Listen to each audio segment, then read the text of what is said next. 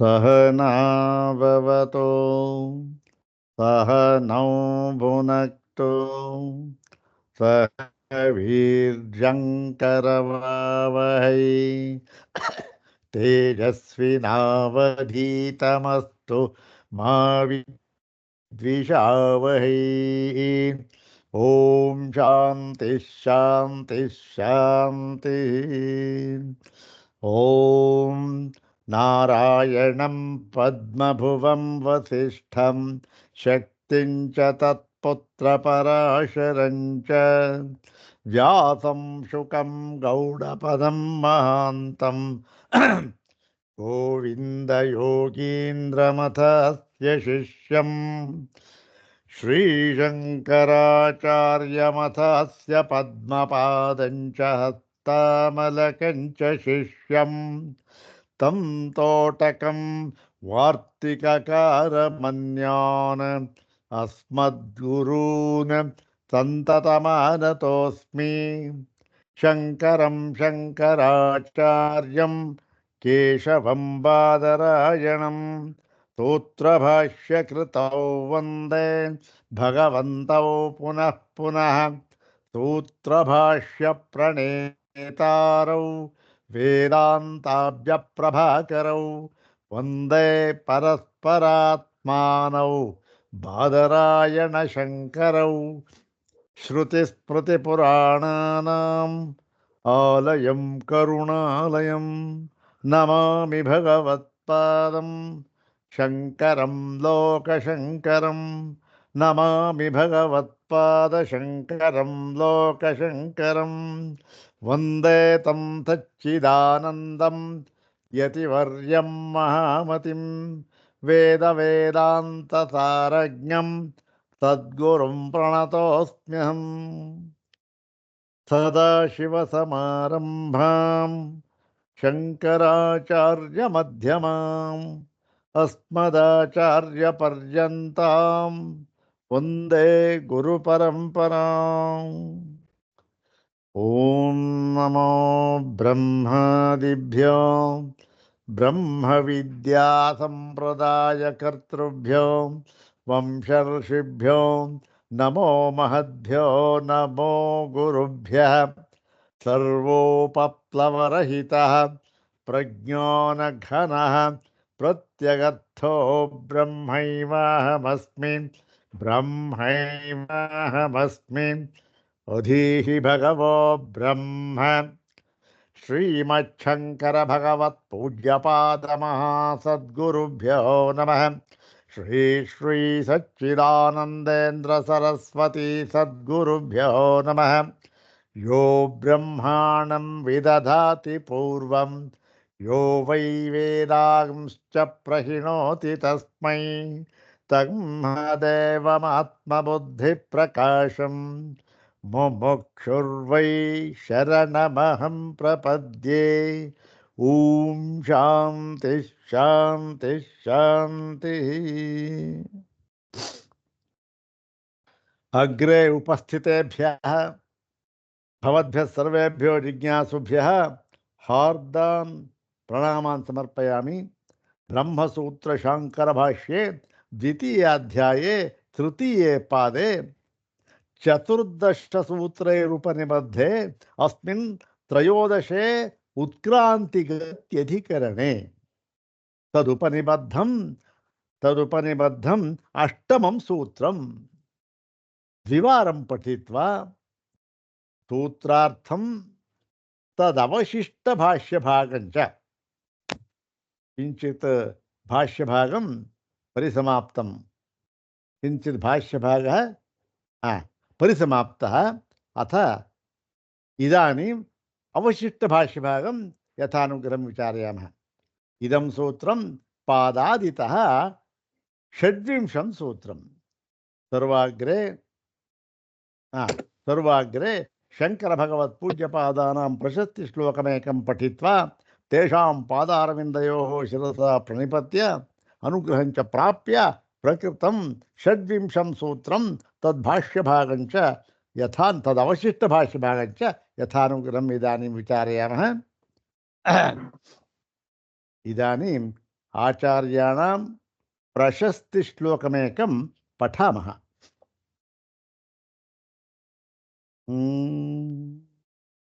ಓಂ ಯದ್ಭಾಷ್ಯಾಂಬುಜಾತ ಮಧುರ ಪ್ರೇಯೋ ಮಧು ಪ್ರಾರ್ಥನಾ ಸಾರ್ಥವ್ಯಗ್ರಧಿಯ ಸಮಗ್ರ ಮರುತಃ ಸ್ವರ್ಗೇಪಿ ನಿರ್ವೇದಿನಃ ಯಸ್ಮಿನ್ ಮುಕ್ತಿಪಥೋ ಮುಮುಕ್ಷು ಮುನಿಭಿಃ ಸಂಪ್ರಾರ್ಥಿತಃ ಸಂಭವೌ ತಸ್ಮೈ ಭಾಷ್ಯಕೃತೆ ನಮೋಸ್ತು ಭಗವತ್ಪಾದಾಭಿಧಾಂ ಬಿಭೃತೆ. ಓಂ ಯದ್ಭಾಷ್ಯಾಂಬುಜಾತ ಮಧುರ ಪ್ರೇಯೋ ಮಧು ಪ್ರಾರ್ಥನಾ ಸಾರ್ಥವ್ಯಗ್ರಧಿಯ ಸಮಗ್ರ ಮರುತ ಸ್ವರ್ಗೇಪಿ ನಿರ್ವೇದಿನಃ ಯಸ್ಮಿನ್ ಮುಕ್ತಿಪಥೋ ಮುಮುಕ್ಷು ಮುನಿಭಿಃ ಸಂಪ್ರಾರ್ಥಿತಃ ಸಂಭವೌ ತಸ್ಮೈ ಭಾಷ್ಯಕೃತೆ ನಮೋಸ್ತು ಭಗವತ್ಪಾದಾಭಿಧಾಂ ಬಿಭೃತೆ. ಈ ಒಂದು ಪ್ರಶಸ್ತಿ ಶ್ಲೋಕ ಈ ಆನಂದಗಿರಿಗಳು ಸೂತ್ರಭಾಷ್ಯ ವ್ಯಾಖ್ಯಾನದಲ್ಲಿ ಮಾಡಿರ್ತಕ್ಕಂಥ ಒಂದು ಆಚಾರ್ಯ ಪ್ರಾರ್ಥನೆ ಮಂಗಳ ಶ್ಲೋಕ. ಭಗವತ್ಪಾದರನ್ನು ಕುರಿತು ಅವರು ಹೇಳಿದ್ದಾರೆ. ನೋಡಿ, ಇದು ನಾವು ಹಿಂದೆ ಎಷ್ಟೋ ಕೆಲವು ಶ್ಲೋಕಗಳನ್ನು ನೋಡಿದ್ದೇವೆ. ಅದು ಈ ಏನಾಗುತ್ತೆ ಅಂದರೆ ಕೆಲವು ಹೇಳುವುದಕ್ಕೆ ಆ ಪದಗಳ ಜೋಡಣೆ ಅತ್ಯಂತ ಲಲಿತವಾಗಿ ಒಂದು ಆಹ್ಲಾದವನ್ನು ಉಂಟು ಮಾಡೋ ಸ್ಥಿತಿಯಲ್ಲಿರುತ್ತೆ. ಆ ಪದ್ಯ ರಚನೆ ಹಾಗೆ ಮಾಡಿರ್ತಾರೆ. ಅದೇ ಈ ಪದ್ಯ ಸ್ವಲ್ಪ ಅಷ್ಟೊಂದು ಈ ಹೇಳೋದಕ್ಕೆ ಕಷ್ಟ, ಉದ್ದುದ್ದ ವಾಕ್ಯಗಳಿರಲಿ, ಒಂದು ಉಸಿರಿನಲ್ಲಿ ಹೇಳೋದಕ್ಕೆ ಕಷ್ಟ ಒಂದು ವಾಕ್ಯನ. ಆ ತರಹ ವಾಕ್ಯಗಳನ್ನು ಹಾಕಿ ಅವರು ಒಬ್ಬೊಬ್ಬರದ್ದು ಒಂದೊಂಥರ ಒಂದು ಸಂಪ್ರದಾಯ ಇರುತ್ತೆ, ಆ ಥರ ಮಾಡಿರ್ತಾರೆ. ಇದರಲ್ಲಿ ಬಹಳ ಅರ್ಥಗರ್ಭಿತವಾದ ಶ್ಲೋಕ.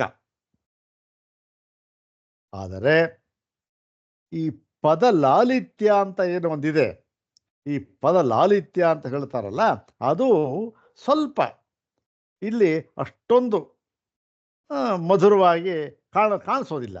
ಯಾಕೆಂದ್ರೆ ಹೇಳುವಾಗಲೇ ಗೊತ್ತಾಗುತ್ತಲ್ಲ ಇದು. ಆದರೂ ಕೂಡ ಬಹಳ ಅರ್ಥಗರ್ಭಿತವಾಗಿ ತಮ್ಮ ಗುರುಗಳಾದ ಶಂಕರ ಭಗವತ್ಪಾದರನ್ನ ಅವರು ಈ ರೀತಿ ಸ್ತೋತ್ರ ಮಾಡಿದ್ದಾರೆ. ನೋಡೋಣ. ನೋಡಿ, ಮೊದಲನೆಯ ವಾಕ್ಯ ಇದು ಸ್ವಲ್ಪ ಹೆಚ್ಚು ಕಡಿಮೆ ಈ ಅನ್ವಯ ಕ್ರಮದಲ್ಲೇ ಇದೆ. ಆದರೂ ಒಂದೊಂದು ವಾಕ್ಯ ತುಂಬ ಉದ್ದವಾದ ವಾಕ್ಯಗಳು. ಉದಾಹರಣೆಗೆ ಮೊದಲನೇ ವಾಕ್ಯ ಏನು? ಯದ್ಭಾಷ್ಯಾಂಬುಜ ಜಾತ ಮಧು ಪ್ರಾರ್ಥನಾ ಸಾರ್ಥವ್ಯಗ್ರಧಿಯ. ಅಬ್ಬ, ಒಂದೇ ಉಸಿರು ಹೇಳೋದೇ ಕಷ್ಟ, ಹೌದಾನೆ? ಇಂತಹ ನೋಡಿ, ಯಾವುದು? ಯದ್ಭಾಷ್ಯಾಂಬುಜ ಜಾತ. ಯದ್ಭಾಷ್ಯ ಅಂದರೆ ಯಾವ ಭಾಷ್ಯ ಎಂಬ ಅಂಬುಜ ಅಂದ್ರೇನು? ಕಮಲ.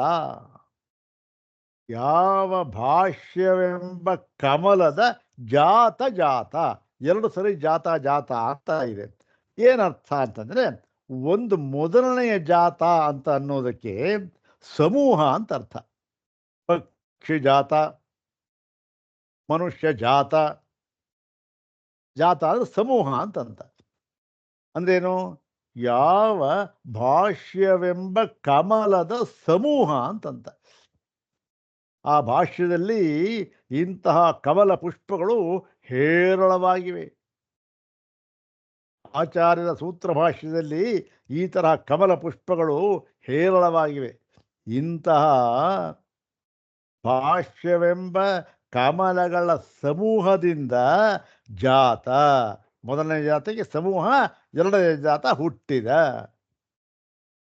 ಇಂತಹ ಭಾಷ್ಯವೆಂಬ ಕಮಲದ ಸಮೂಹದಿಂದ ಹುಟ್ಟಿದ ಏನದು? ಮಧುರ ಪ್ರೇಯೋ ಮಧು ಪ್ರಾರ್ಥನಾ ಸಾರ್ಥವ್ಯಗ್ರಧಿಯ. ಅಂದರೆ ಮಧುರವಾಗಿರತಕ್ಕಂತಹ ಪ್ರೇಯ ಅಂತಂದರೆ ಅತ್ಯಂತ ನಮಗೆ ಪ್ರೀತಿ ಪಾತ್ರವಾಗಿರುವುದಕ್ಕೆ ಪ್ರೇಯ ಪ್ರೇಯ ಅಂತ ಹೇಳ್ತಾರೆ. ಈ ಪ್ರೇಯಸ್ಸು ಅಂತಕ್ಕಂಥ ಪದ ಇದೆ. ಶ್ರೇಯಸ್ಸು ಪ್ರೇಯಸ್ಸು ಅಂತಕ್ಕಂಥದ್ರೆ ಎಲ್ಲ ಅಭ್ಯುದಯ ಫಲಕ್ಕೂ ಕೂಡ ಪ್ರೇಯಸ್ಸು ಅಂತ ಹೇಳ್ತಾರೆ. ಅದು ಅಲ್ಲ, ಅದು ಇರಲಿ, ಅದಕ್ಕೆ ಅದು ಇನ್ನು ಹೊಂದೋದಿಲ್ಲ. ಇಲ್ಲಿ ಪ್ರೇಯ ಅಂತಂತಂದರೆ ಅತ್ಯಂತ ಪ್ರೀತಿ ಪಾತ್ರವಾಗಿರತಕ್ಕಂಥದ್ದು. ಅತ್ಯಂತ ಅಂತಂತ ಉದಾಹರಣೆ ನಮಗೆಲ್ಲ ಗೊತ್ತಿರತಕ್ಕಂಥದ್ದು ಪ್ರೇಯಸಿ ಅಂತಾರೆ. ಪ್ರೇಯಸಿ ಅಂದ್ರೇನು? ಪ್ರೇಯಸಿ ಅಂತಂದರೆ ಅತ್ಯಂತ ಪ್ರೀತಿ ಪಾತ್ರಳಾಗಿರ್ತಕ್ಕಂಥವರು, ಪಾತ್ರಳಾಗಿರ್ತಕ್ಕಂಥವಳು, ಅತ್ಯಂತ ಪ್ರಿಯಳಾಗಿರ್ತಕ್ಕಂಥವಳು, ಅವಳಿಗೆ ಹೆಸರಾಯಿತು ಪ್ರೇಯಸಿ ಪ್ರೇಯಸಿ ಅಂತಂತ. ಇಂತಹ ಅತ್ಯಂತ ಪ್ರಿಯವಾಗಿರ್ತಕ್ಕಂತಹ ಮಧು ಏನು ಅಮೃತ, ಅಯ್ಯಯ್ಯೋ ಅದೇನು ಆ ಮಧುವನ್ನು ಅಮೃತವನ್ನು ಪಾನ ಮಾಡಿದ ಏನ ಮುಂದೆ ಹೇಳ್ತಾರೆ. ಮಧು ಪ್ರಾರ್ಥನಾ, ಅದನ್ನು ಪಡೆಯಬೇಕು, ಅದರ ಅರ್ಥವನ್ನು ತಿಳಿಯಬೇಕು ಎಂಬುದಾಗಿ ವ್ಯಗ್ರಧಿಯ, ಅಂದರೆ ಅದರಲ್ಲೇ ಆಸಕ್ತ ಮನಸ್ಸುಳ್ಳ. ವ್ಯಗ್ರಧಿಯ, ಧಿಯ ಅಂದರೆ ಇದು ಬಹುವಚನ ಪ್ರಯೋಗ. ಧೀಹಿ ಧಿಯೌ ಧಿಯ, ವ್ಯಗ್ರಧೀಹಿ ವ್ಯಗ್ರಧಿಯೌ ವ್ಯಗ್ರಧಿಯ. ಇಷ್ಟು ಅರ್ಥ ಇದೆ ಒಂದು ಪದಕ್ಕೆ. ನೋಡಿ, ಇದು ನೋಡೋದಕ್ಕೆ ಪದಗಳ ಲಾಲಿತ್ಯ ಒಂದು ಸ್ವಲ್ಪ ಕಮ್ಮಿ ಇರಬಹುದು, ಆದರೂ ಕೂಡ ಎಷ್ಟು ಅರ್ಥ ಗರ್ಭಿತವಾಗಿರ್ತಕ್ಕಂಥದ್ದು ನೋಡಿ. ಇನ್ನೊಂದ್ಸರಿ ಹೇಳ್ಕೊಳ್ಳೋದೇ ಸ್ವಲ್ಪ ಕಷ್ಟ ಒಂದೇ ಸರಿಗೆ. ಯದ್ಭಾಷ್ಯಾಂಬುಜ ಜಾತ ಮಧುರ ಪ್ರೇಯೋ ಮಧು ಪ್ರಾರ್ಥನಾ ಸಾರ್ಥ ವ್ಯಗ್ರಧಿಯ. ಗೊತ್ತಾಯ್ತಲ್ಲ ಈಗ ಅರ್ಥ? ಯಾವ ಭಾಷ್ಯವೆಂಬ ಕಮಲದ ಸಮೂಹದಿಂದ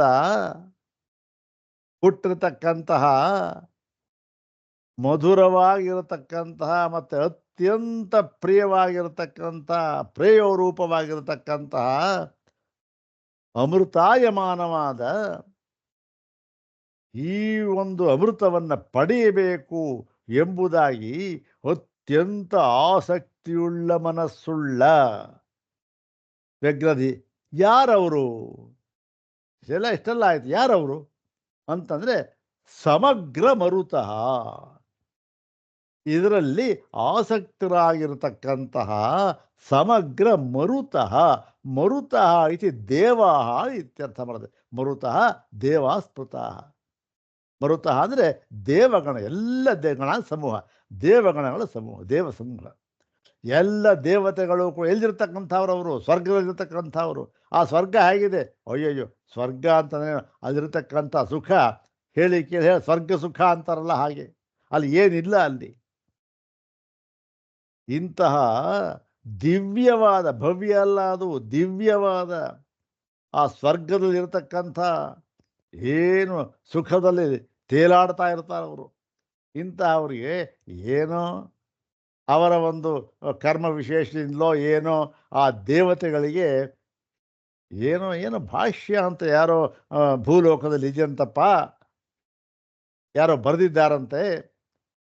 ಅದನ್ನು ನಾವು ಕುಡಿದು ಬಿಟ್ಟರೆ, ಆ ಒಂದು ಭಾಷ್ಯವೆಂಬ ಅಮೃತವನ್ನು ಕುಡಿದು ಬಿಟ್ಟರೆ, ನಾವು ಅಮೃತರು ಅಂತ ಹೇಳ್ತಾ ಇರ್ತಕ್ಕಂಥದ್ದು ಉಪಚಾರಕ್ಕೋಸ್ಕರ ಅಷ್ಟೇ. ನಮಗೂ ಅಮೃತತ್ವ ಅಂತಕ್ಕಂಥದ್ದು ಇನ್ನೂ ಸಿದ್ಧಿ ಆಗಿಲ್ಲ.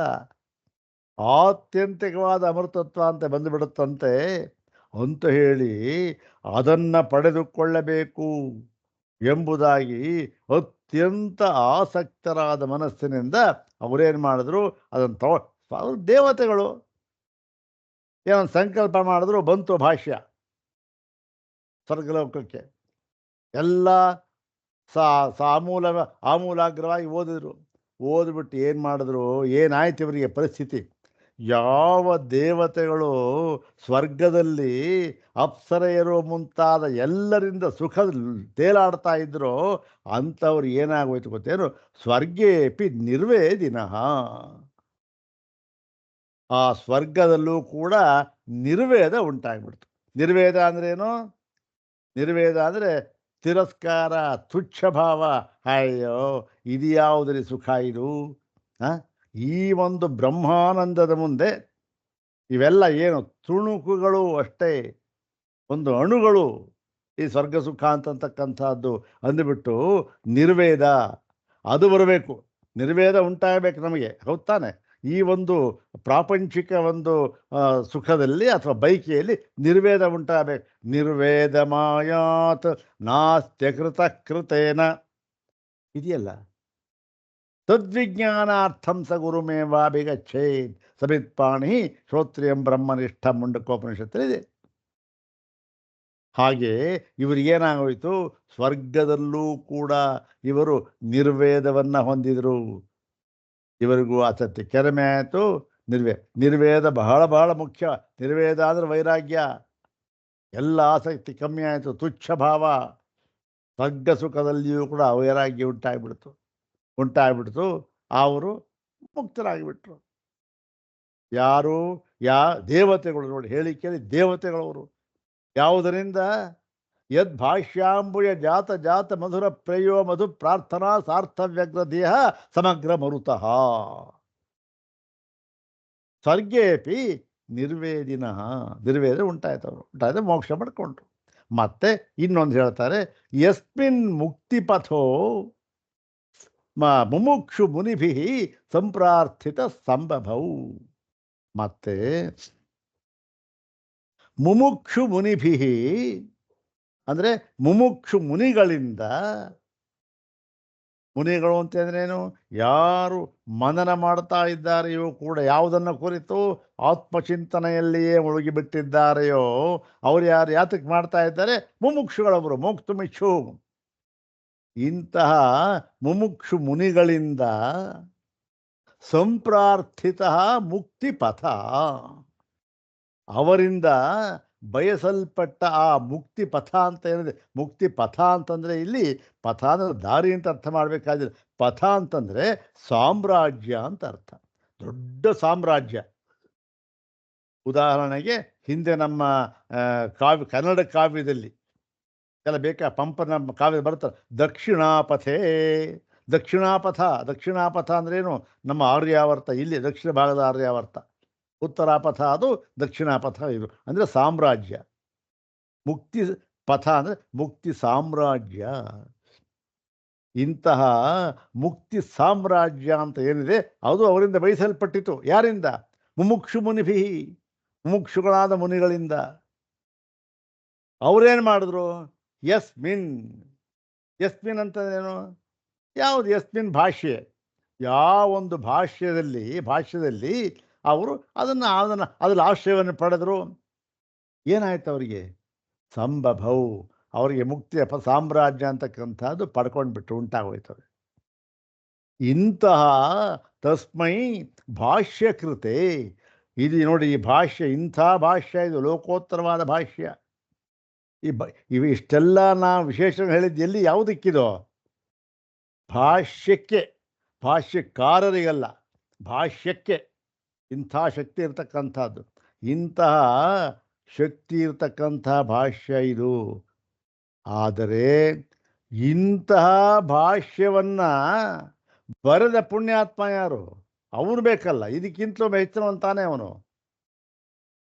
ತಸ್ಮೈ ಭಾಷ್ಯಕೃತೆ.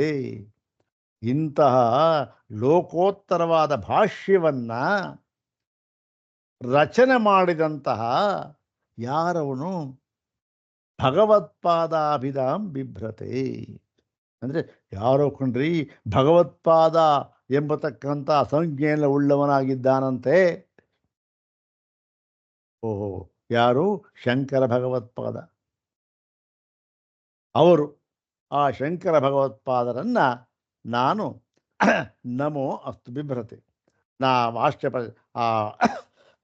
ಬಿಭ್ರತೆ ಅಂದರೆ ಆ ಅಭಿಧಾಂ, ಭಗವತ್ಪಾದರೆಂಬ ಅಭಿಧಾನ ಅಂದರೆ ಆ ಒಂದು ಸಂಜ್ಞೆ, ಹೆಸರು. ಬಿಭ್ರತೆ ಹೊಂದಿರತಕ್ಕಂತಹ ಭಾಷ್ಯಕೃತೆ, ಭಾಷ್ಯ ರಚನಾಕಾರನಿಗೆ, ಶಂಕರನಿಗೆ ನಮೋ ಅಸ್ತು, ನಮಸ್ಕಾರವಿರಲಿ ಅಂತಕ್ಕಂಥದ್ದು ಪ್ರಾರ್ಥನೆ ಮಾಡಿ. ನೋಡಿ ಎಷ್ಟು ಆನಂದಗಿರಿಗಳು ಹೇಗೆ ರಚನೆ ಮಾಡಿದ್ದಾರೆ ಶ್ಲೋಕವನ್ನು ಮಾಡಿ, ಅವರು ತಮ್ಮ ವ್ಯಾಖ್ಯಾನವನ್ನು ಶುರು ಮಾಡಿದ್ದಾರೆ. ಪ್ರಸಿದ್ಧವಾದ ಒಂದು ಶ್ಲೋಕ ಇದು. ಅಂದರೆ ಅಷ್ಟು ಪ್ರಸಿದ್ಧವಾಗಿ ಭಾಷ್ಯ ವ್ಯಾಖ್ಯಾನ ಓದೋರೇ ಕಮ್ಮಿ, ಯಾರು ಮಾಡ್ತಾರೆ ಇದನ್ನು? ಇರಲಿ, ನಮಗೇನು ಸುಕೃತ. ಬೆಳಗ್ಗೆ ಪ್ರಾತಃ ಕಾಲ ಎದ್ದು ಆ ಭಾಷ್ಯಕಾರರಾದ ಶಂಕರರನ್ನ ಪ್ರಾರ್ಥನೆ ಮಾಡ್ತಕ್ಕಂಥ ಸುಯೋಗ ನಮಗೆ ಬಂದಿದೆ ಅಷ್ಟೆ, ಇನ್ನೇನಿಲ್ಲ. ನೋಡೋಣ, ಇನ್ನೊಂದು ಅರ್ಥ ಗೊತ್ತಾಯ್ತಲ್ಲ, ಇನ್ನೊಂದು ಸರಿ ಶ್ಲೋಕವನ್ನೇ. ಇದು ನೋಡಿ, ಈ ಪದಗಳ ಲಾಲಿತ್ಯ ಇದು ಅಂತಂತ ಬರತಕ್ಕಂಥದ್ದಕ್ಕೆ ಒಂದು ಕಾರಣ ಇದೆ. ಏನು ಕಾರಣ ಅಂದರೆ ಈ ಆರಿಸ್ಕೊಳ್ತಕ್ಕಂಥ ವೃತ್ತನೂ ಕಾರಣ. ವೃತ್ತ ಮೀಟರ್ ಅಂತ ಏನು ಹೇಳ್ತಾರೆ, ಆ ವೃತ್ತನೂ ಕಾರಣ. ಯಾಕೆ ವೃತ್ತದಲ್ಲಿ ಇಷ್ಟು ಗಣ ಇರಬೇಕು, ಆ ಇಂತಿಂಥ ಗಣ ಇರಬೇಕು ಅಂತ ನಿಯಮ ಇದೆ. ಆ ನಿಯಮಕ್ಕೆ ಅನುಸಾರವಾಗಿ ನೋಡಿ, ಇಂಥ ಗಣ ಇಂಥ ಗಣ ಇಂಥ ಗಣ, ಒಂದೊಂದು ಗಣದಲ್ಲಿ ಏನಾಗಿದೆ, ಪದಗಳು ಲಲಿತವಾದ ಪದಗಳೇ ಸೇರಿಕೊಂಡಿರ್ತವೆ. ಹಾಗಾಗಿ ಪದಗಳ ಲಾಲಿತ್ಯ ಅಂತಕ್ಕಂಥದ್ದು ಉದಾಹರಣೆಗೆ ನಾವು ಮೊನ್ನೆ ಹೋದ ವಾರ ನೋಡಿದ್ವಿ ಒಂದು ಅದ್ಭುತವಾದ ಒಂದು ಶ್ಲೋಕ. ಯಾವುದಿರ್ತದು? ವಸಂತ ತಿಲಕ. ಹೌದು ತಾನೆ, ವಸಂತ ತಿಲಕ ಅಂತಕ್ಕಂಥ ವೃತ್ತದಲ್ಲಿ ರಚನೆ ಮಾಡಿದರು. ಅದು ಒಳ್ಳೆ ಮಧುರವಾದ ವೃತ್ತ. ಅದು ಪದಗಳ ಲಾಲಿತ್ಯ ಹಾಗೆ ಸೇರಿದ ಪದಗಳ ಕುಣಿತವಲ್ಲಿ ಆ ಥರ. ಆದರೆ ಇದು ಶಾರ್ದೂಲ ವಿಕ್ರೀಡಿತ, ಅತ್ಯಂತ ಕಠಿಣವಾದ ಒಂದು ವೃತ್ತ. ಈ ಶಾರ್ದೂಲ ವಿಕ್ರೀಡಿತವನ್ನು ಸಾಮಾನ್ಯವಾಗಿ ಬಳಸ್ತಕ್ಕಂಥದ್ದು ಎಲ್ಲಿ ಈ ಒಂದು ಈ ಅರ್ಥದ ಒಂದು ಆ ಅರ್ಥವು ಎಲ್ಲಿ ಬಲವಾಗಿ ಇರಬೇಕೋ ಅಲ್ಲಿ ಇದನ್ನು ಬಳಸ್ತಾರೆ.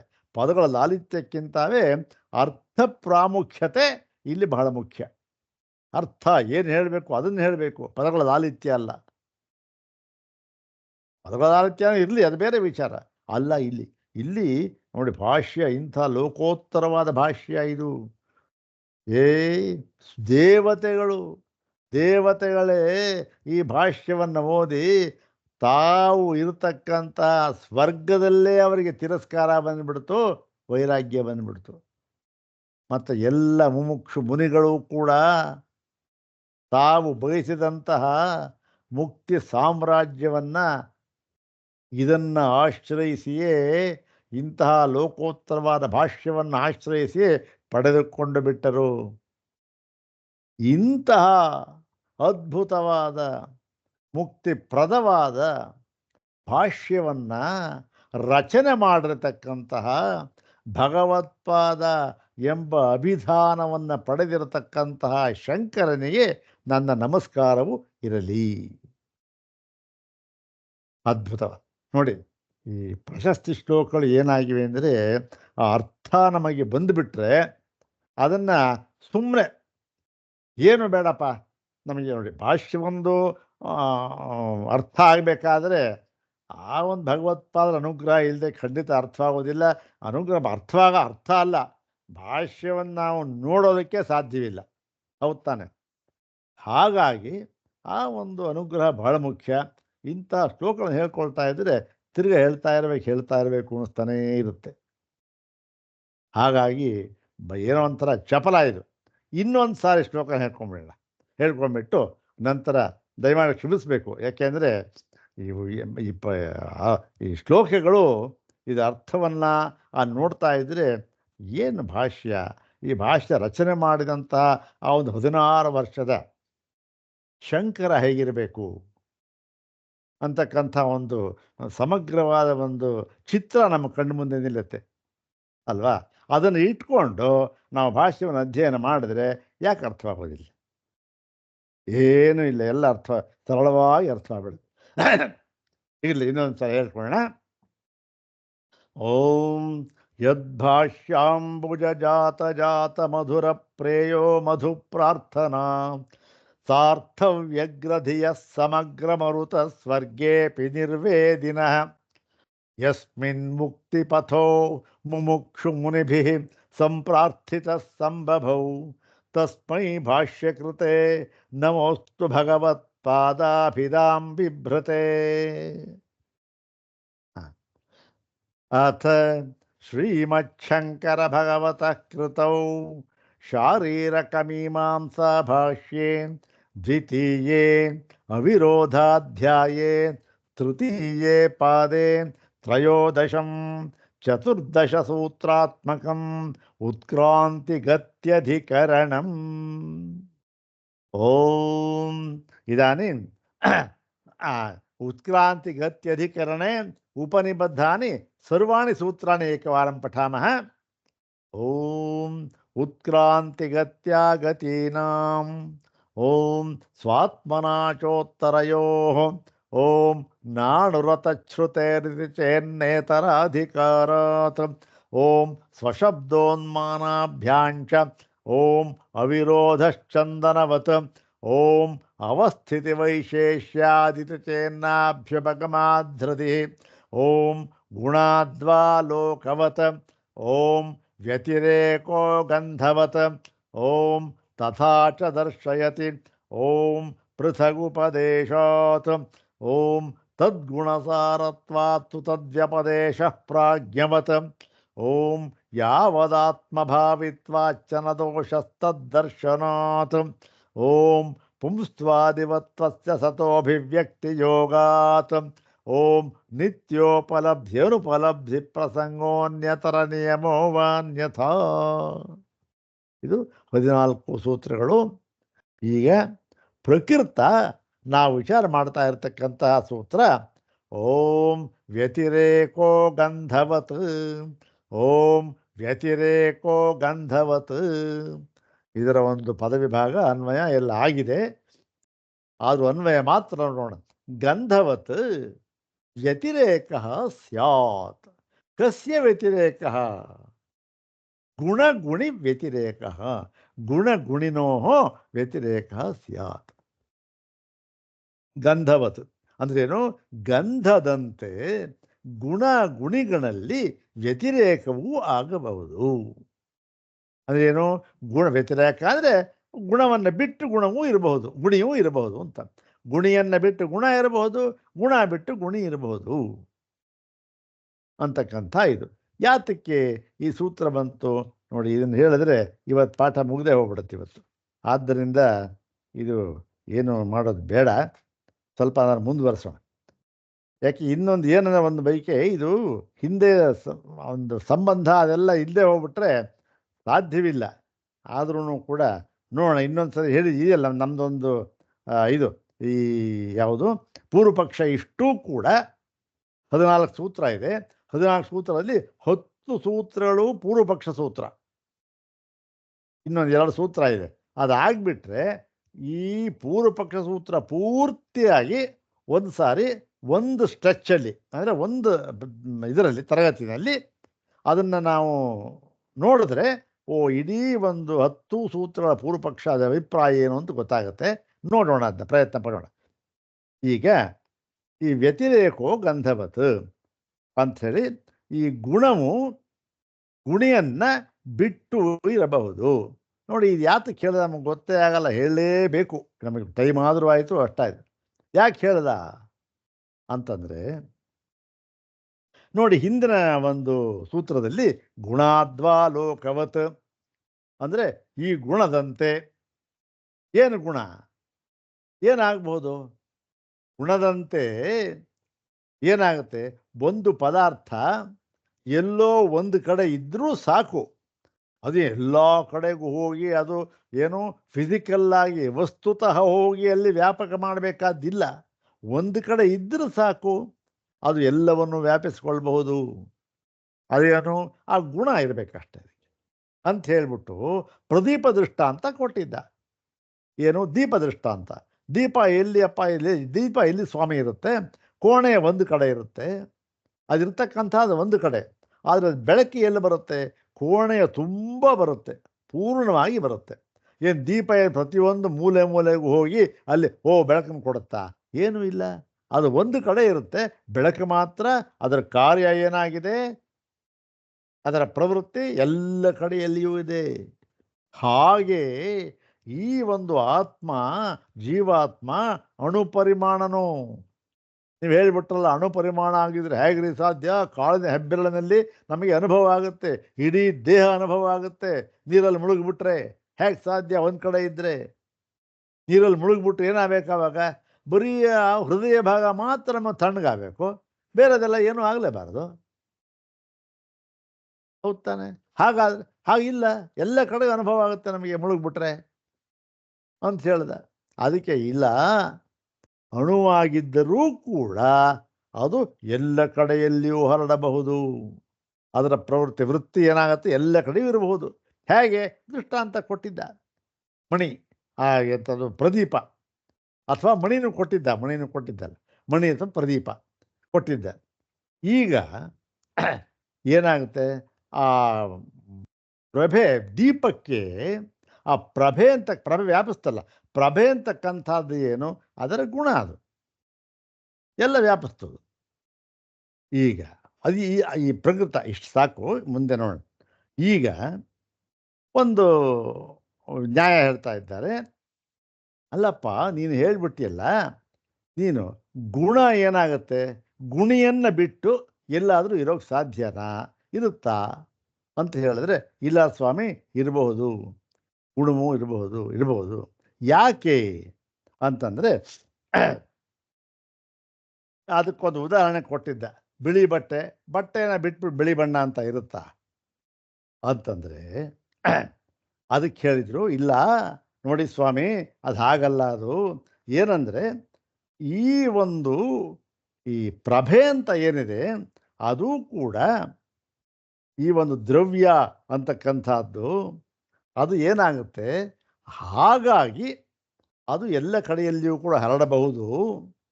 ಯಾರು ಹೇಳ್ತಾ ಇದ್ದಾರೆ, ಪೂರ್ವಪಕ್ಷಿ ಅಂದರೆ ಅಲ್ಲಿ ಆ ಪೂರ್ವಪಕ್ಷಿ ಸಿದ್ಧಾಂತರು ಅಂತ ಇಟ್ಕೋಣ ಅಂಥೇಳಿ,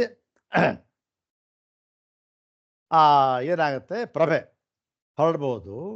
ಪ್ರಭೆ ಅಂತಕ್ಕಂಥದ್ದು ಏನು, ಅದು ದ್ರವ್ಯ. ಅದು ಆ ದ್ರವ್ಯವಾಗಿದ್ದರೆ ಅದರ ಗುಣ ಏನಾಗಿರುತ್ತೆ, ಯಾವಾಗ ದ್ರವ್ಯ ಏನಾಗುತ್ತೆ, ಅದರ ಒಂದು ಆಶ್ರಯದಿಂದ ಎಲ್ಲ ಕಡೆ ಹರಡುತ್ತಲ್ಲ, ಅದು ದ್ರವ್ಯವೇ. ಅದು ಏನಿಲ್ಲ, ಏನಾಗುತ್ತೆ, ದ್ರವ್ಯ ಅಂತ ಯಾವಾಗ ಹೇಳ್ತೇವೆ, ಆ ಅವಯವ ಇರುತ್ತಲ್ಲ, ಅದು ಏನು ಸಾಂದ್ರತೆಯುಳ್ಳದ್ದಾಗಿ ಇದ್ದಾಗ, ಅಂದರೆ ಏನು, ನಿಬಿಡ ಅವಯವ ಅಂತ ಹೇಳಿದ್ರಲ್ಲ, ಅದು ಒತ್ತಾಗಿ ಇದ್ದಾಗ ದ್ರವ್ಯ ಅಂತ ಅನ್ನಿಸ್ಕೊಳ್ಳುತ್ತೆ, ದ್ರವ್ಯ ಅನ್ನಿಸ್ಕೊಳ್ಳುತ್ತೆ, ತೇಜಸ್ಸು ಅಂತ, ಪ್ರಭಾ ಅಂತ ಅನ್ನಿಸ್ಕೊಳ್ಳುತ್ತೆ. ವಿರಳವಾಗಿದ್ದಾಗ ದೀಪ ಅನ್ನಿಸ್ಕೊಳ್ಳುತ್ತೆ, ಅಷ್ಟೇ. ಮತ್ತು ವಿರಳವಾಗಿದ್ದಾಗ ಪ್ರಭೆ ಅನ್ನಿಸ್ಕೊಳ್ಳುತ್ತೆ, ಒತ್ತಾಗಿದ್ದಾಗ ದೀಪ ಅನ್ನಿಸ್ಕೊಳ್ಳುತ್ತೆ, ಅಷ್ಟೇ. ಯಾವಾಗ ಹರಡ್ಕೊಳ್ತಾ ಪ್ರಭೆ ಆಯಿತು, ಒತ್ತಾಗಿದ್ದಾಗ ದೀಪ ಅಂತಾಯಿತು. ಅಂದರೆ ಅದಕ್ಕೆ ಹೇಳ್ತಾನೆ, ಇಲ್ಲ ಹಾಗೇನಿಲ್ಲ ಸ್ವಾಮಿ, ಅದಕ್ಕೆ ವ್ಯತಿರೇಕೋ ಗಂಧವತ್ತು. ಏನು, ಹಾಗೇನಿಲ್ಲ, ಗುಣ ದ್ರವ್ಯವೂ ಅಲ್ಲ. ಮತ್ತೆ ಹಾಗಿಲ್ಲದೆ ಇದ್ದರೂ ಕೂಡ ಈ ಗುಣಿಯನ್ನು ಬಿಟ್ಟಿರಬಹುದು. ಮತ್ತು ಆಶ್ರಯ ಇಲ್ಲದೆ ಅದು ಎಲ್ಲ ಕಡೆ ವ್ಯಾಪಾರ ಮಾಡಬಹುದು. ಯಾವ ಆಶ್ರಯವೂ ಇಲ್ಲದೆ ಎಲ್ಲ ಕಡೆಯೂ ವ್ಯಾಪಾರ ಮಾಡಬಹುದು ಅಂಥೇಳಿ. ಅದು ಹೇಗೆ ನೋಡಿ, ಇದು ಸ್ವಲ್ಪ ಬೇಗ ಹೇಳಿಬಿಟ್ರಿ, ಇನ್ನು ಸ್ವಲ್ಪ ಇನ್ನೊಂದೆರಡು ಇರಲಿ ನೋಡೋಣ ಅಂಥೇಳಿ. ಹಾಗಾಗಿ ಈ ಅಣೋರಪಿಸತೋ ಜೀವಸ್ಯ, ಜೀವನು ಅಣುವಾಗಿದ್ದರೂ ಕೂಡ ಏನಾಗಿದ್ದೇನೆ, ಅವನು ದೇಹದಲ್ಲೆಲ್ಲ ವ್ಯಾಪಿಸಬಹುದು, ಅವನು ಪರಿಣಾಮ ಉಂಟು ಮಾಡಬಹುದು ಅಂತ ಹೇಳಿ ಬೇಡಿಬಿಟ್ಟು ಮುಂದುವರಿತಾ ಇದ್ದಾನೆ. ಅತಶ್ಚ ಅನೈಕಾಂತಿಕಮೇತತ್ ಗುಣತ್ವಾತ್ ರೂಪಾದಿವತ್ ಆಶ್ರಯ ವಿಶ್ಲೇಷಾನುಪತ್ತಿ ಇತಿ. ಆದ್ದರಿಂದ ಏನು, ಗುಣಿಯನ್ನು ಬಿಟ್ಟು ಇರಲೇಬಾರದು, ತನ್ನ ಆಶ್ರಯವನ್ನು ಬಿಟ್ಟು ಇರಲೇಬಾರದು ಅಂತಕ್ಕಂಥದ್ದು ಅದೇನು ಒಂದು ನಿಯಮ ಏನು ಅಲ್ಲ ಸ್ವಾಮಿ. ಮತ್ತು ಗುಣಸ್ಯೈವ ಸತಃ ಗಂಧಸ್ಯ ಆಶ್ರಯ ವಿಶ್ಲೇಷ ದರ್ಶನಾತ್ ವ್ಯತಿರೇಕೋ ಗಂಧವತ್. ಒಂದು ಏನು, ಈ ಗಂಧ ಅಂತಕ್ಕಂಥದ್ದು ಅದಕ್ಕೆ ಗುಣ ಇದೆ, ಏನು ಗಂಧದ ಗುಣ, ಸುವಾಸನೆ ಅಂತಕ್ಕಂಥ ಗುಣ ಇದೆ. ಅದು ಆಶ್ರಯ ವಿಶ್ಲೇಷ ದರ್ಶನಾತ್, ಎಲ್ಲ ಒಂದು ಕಡೆ ಇರುತ್ತೆ, ತನ್ನ ಆಶ್ರಯ ಪಡ್ಕೊಂಡು ಅದನ್ನು ಬಿಟ್ಟು ಎಲ್ಲ ಕಡೆಯಲ್ಲಿಯೂ ಕೂಡ ಆ ಸುಗಂಧವನ್ನು ವ್ಯಾಪಿಸುವುದಕ್ಕೆ ಅದಕ್ಕಾಗುತ್ತೆ. ಸುಗಂಧ ಎಲ್ಲೋ ಒಂದು ಕಡೆ ಒಂದು ಚಂದನ ಗಂಧ ಇಟ್ಟಿರ್ತಾರೆ, ಅದೆಲ್ಲ ಕಡೆಗೆ ವ್ಯಾಪಿಸುತ್ತೆ. ಅಂದರೆ ಆವಾಗ ಅದಕ್ಕೆ ಸಿದ್ಧಾಂತಿ ಅಲ್ಲಿ ಪೂರ್ವಪಕ್ಷಿ ಸಿದ್ಧಾಂತಿ ಹೇಳ್ತಾರೆ, ಅಲ್ಲಪ್ಪ, ಗಂಧಸ್ಯಾಪಿ ಸಹೈವ ಆಶ್ರಯಣ ವಿಶ್ಲೇಷ ಇತಿ ಚೇತ್ ಅಂತ. ಗಂಧ ಒಂದು ಕಡೆ ಇರುತ್ತೆ, ಗಂಧದ ಕಡ್ಡಿ, ಗಂಧದ ಒಂದು ತುಂಡು, ಅದೆಲ್ಲ ಕಡೆ ಹರಡುತ್ತೆ, ಸರಿ. ಆದರೂ ಕೂಡ ಅದೇನಾಗುತ್ತೆ ಗೊತ್ತೇನು, ತನ್ನ ಆಶ್ರಯದ ಜೊತೆಯಲ್ಲಿಯೇ ಅದು ಎಲ್ಲ ಕಡೆಯಲ್ಲಿಯೂ ಕಾರ್ಯಪ್ರವೃತ್ತವಾಗುತ್ತೆ. ಏನು, ಯಾವುದೋ ಒಂದು ಆಶ್ರಯ ಇರುತ್ತೆ ತನಗೆ, ಅದನ್ನು ಇಟ್ಟುಕೊಂಡೇ ಅದು ವ್ಯಾಪಿಸುತ್ತೆ ಹೊರತು ಆಶ್ರಯವನ್ನು ಬಿಟ್ಟು ಅದು ಹೋಗೋದಕ್ಕೆ ಸಾಧ್ಯವಿಲ್ಲ. ಯಾವುದು ಆಶ್ರಯ? ಏನು ಬೇಕಾದರೂ ಆಗಿರ್ಬೋದು. ಹೌದು ತಾನೆ? ಅದು ಗಾಳಿ ಬೇಕಾದ್ರೆ ಆಗಿರ್ಬೋದು, ಅಥವಾ ಮತ್ತೊಂದಾಗಿರ್ಬೋದು, ಏನಾದ್ರೂ ಆಗಿರ್ಬೋದು. ಹೀಗೆ ಆಶ್ರಯವಿದ್ದೇ ಅದನ್ನು ಹೋಗುತ್ತೆ. ಆಶ್ರಯನ ಇಲ್ಲದೆ ಹೋಗ್ಬಿಟ್ರೆ ಗಂಧ ಏನು ಮಾಡೋಕ್ಕಾಗೋದಿಲ್ಲ ಅಲ್ವೇ ಅಂತ ಹೇಳ್ತಾನೆ. ಅದಕ್ಕೆ ಇಲ್ಲ ಸ್ವಾಮಿ, ನೀವು ಹೇಳಿದ ತಪ್ಪು ಅಂತ. ಯಾಕೆ? ಯಸ್ಮಾತ್ ಮೂಲದ್ರವ್ಯಾತ್ ವಿಶ್ಲೇಷ ತಸ್ಯ ಕ್ಷಯ ಪ್ರಸಂಗಾತ್. ಯಾವಾಗ ತನ್ನ ಮೂಲದ್ರವ್ಯ ಆಶ್ರಯ ದ್ರವ್ಯವನ್ನು ಬಿಟ್ಟು ಒಂದು ದ್ರವ್ಯ ಹೋಗಿಬಿಡುತ್ತೋ ಆಗ ಅದು ತನ್ನ ದ್ರವ್ಯತ್ವವನ್ನು ಕಳೆದುಕೊಂಡು ಬಿಡುತ್ತದೆ. ಇದು ತರ್ಕಶಾಸ್ತ್ರ. ಇವೆಲ್ಲ ಏನಾದ್ರು ತರ್ಕಶಾಸ್ತ್ರ ಬರ್ತಕ್ಕಂಥ ಮಾತು. ಇದಕ್ಕಾಗಿ ಈ ತರ್ಕದ ಒಂದು ಪರಿಚಯ ನಮಗೆ ಇದ್ದೇ ಇರಬೇಕು. ಇಲ್ಲದೇ ಇರೋ ಏನೋ ಸುಮ್ಮನೆ ಓದ್ಕೊಂಡು ಹೋಗೋದಾಗತ್ತೆ. ಅಲ್ಲಿ ಇರಲಿ ನೋಡೋಣ.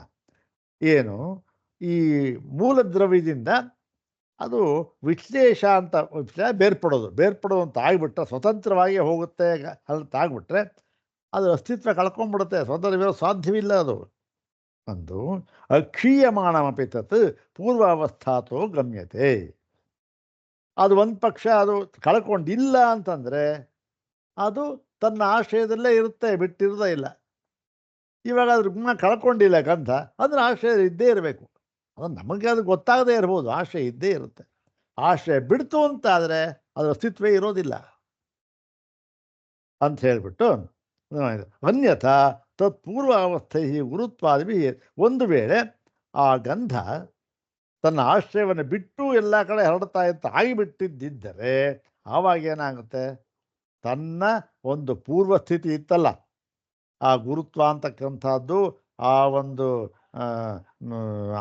ಆಕರ್ಷಣ ಶಕ್ತಿ ಅಂತಕ್ಕಂಥದ್ದು ಹರಡ್ತಾ ಇರ್ತಕ್ಕಂಥ ಎಲ್ಲಕ್ಕೂ ಹರಡ್ತಾ ಇರ್ತಕ್ಕಂಥದ್ದು ಇತ್ತಲ್ಲ, ಅದು ಹೋಗಿಬಿಡುತ್ತೆ. ಆದ್ದರಿಂದ ಏನಾಗುತ್ತೆ? ಅದು ಇದ್ದೇ ಇರಬೇಕು ಅಂತ ಹೇಳ್ತಾರೆ. ಮತ್ತೆ ಅದಕ್ಕೆ ಇನ್ನೊಂದು ಆಕ್ಷೇಪ, ಸ್ಯಾದೇತತ್ ಗಂಧಾಶ್ರಯಾಣಾಂ ವಿಶ್ಲಿಷ್ಟಾನಾಂ ಅವಯವಾನಾಂ ಅಲ್ಪತ್ವಾತ್ ಸನ್ನಪಿ ವಿಶೇಷ ನೋಪಲಕ್ಷ್ಯತೆ. ಇಲ್ಲಿ ಹೇಳಿದ್ರು, ನೋಡಪ್ಪ ಪೂರ್ವಪಕ್ಷಿ, ನೀನು ಏನು ವಿಶ್ಲೇಷ ಬರುತ್ತೆ, ಅದು ಹಿಂದಿನ ಸ್ಥಿತಿ ಕಳ್ಕೊಂಡ್ಬಿಡುತ್ತೆ ಎಲ್ಲ ಹೇಳಿದೆಯಲ್ಲ, ಅವೆಲ್ಲ ಸರಿ. ಆದರೆ ಆ ಗಂಧವು ಯಾವುದನ್ನು ಆಶ್ರಯಿಸಿದೆಯೋ, ನೀನು ಹೇಳ್ತಾ ಇದೆಯೇ ಆಶ್ರಯ ಬಿಟ್ಟು ಇರ್ಬೋದು ಅಂತ. ಆದರೆ ನಾವು ಹೇಳ್ತೇವೆ ಕೇಳು, ಆಶ್ರಯ ಬಿಟ್ಟು ಇರಬಹುದು ಅಂತಂದರೆ ಆಶ್ರಯ ಬಿಟ್ಟಿರೋದಕ್ಕೆ ಸಾಧ್ಯ ಇಲ್ಲ. ಆದರೆ ಆ ಆಶ್ರಯವು ಅದರ ಜೊತೆ ಇದೆ ಅಂತ ನಮಗೆ ಗೊತ್ತಾಗ್ತಾ ಇಲ್ಲ. ಅಂದರೆ ಅಷ್ಟು ಸೂಕ್ಷ್ಮವಾಗಿರತಕ್ಕಂಥ ಆಶ್ರಯ ನಮಗೆ ಇಂದ್ರಿಯ ಗೋಚರವಾಗ್ತಾ ಇಲ್ಲ. ಅದು ಆಶ್ರಯ ಇದ್ದೇ ಇದೆ, ನಮಗೆ ಗೋಚರವಾಗ್ತಾ ಇಲ್ಲ. ಒಂದು ಪಕ್ಷ ಹಾಗಿದ್ಬಿಟ್ಟಿದ್ರೆ ಅದ್ರ ಮೂಲ ಸ್ಥಿತಿ ಕಳ್ಕೋಬೇಕಾಗಿತ್ತು, ಇದ್ದೇ ಇದೆ, ಆದರೆ ಏನು ನಮಗೆ ಗೊತ್ತಾಗ್ತಾ ಇಲ್ಲ ಅಷ್ಟೇ ಅಂದ್ಬಿಟ್ಟು ಸೂಕ್ಷ್ಮ ಹಿ ಗಂಧ ಪರಮಾಣವ ಸರ್ವತೋ ವಿಪ್ರಸೃತ ಗಂಧಂ ಉತ್ಪಾದೆ.